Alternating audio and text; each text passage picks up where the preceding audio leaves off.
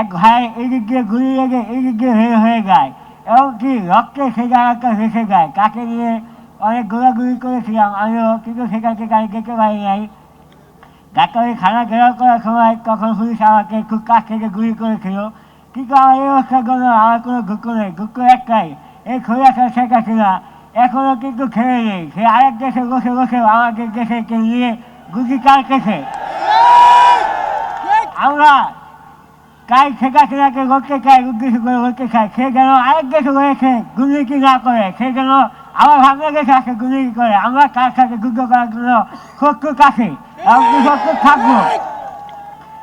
আর আমার যেসব ভাইয়েরা খুঁড়ে গিয়েছেন, এমনকি সেই খোলাটা শেখ হাসিনা অনেক ভাইকে রাত দূর করে হয়েছে, তাদের কোনো খবর নেই। আমরা চাই কারো যে খোলাটা শেখ হাসিনার যেন সকল হয়, আর তার শাস্তি দাবি করছি আমরা, তাকে যেন খুব দূর করে শাস্তি দেওয়া হয়।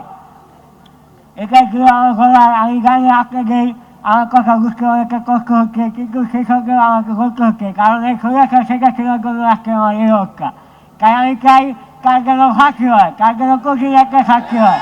আপনারা সেই ব্যবস্থা করবেন। খুলনা হাসিনার ফাঁসি চাই, আপনারা সেই ব্যবস্থা করবেন। এমনকি আমরা সেটা পাবো যদি আমরা সবাই একীকৃত থাকি। খুলনা হাসিনা আমাদের কিছুই করতে পারবে না, আমরা সবাই একীকৃত থাকবো। তাই খুলনা হাসিনার কোনো দুর্নীতি এই দেশে করতে দেওয়া যাবে না। হ্যাঁ, আমরা খুলনা হাসিনার ফাঁসি চাই।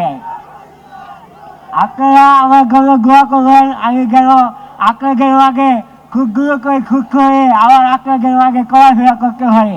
এমনকি খুলনা হাসিনার বিরুদ্ধে আপনারা আমাকে দোয়া করবেন। আপনারা সবাই ভালো থাকবেন, সুস্থ থাকবেন।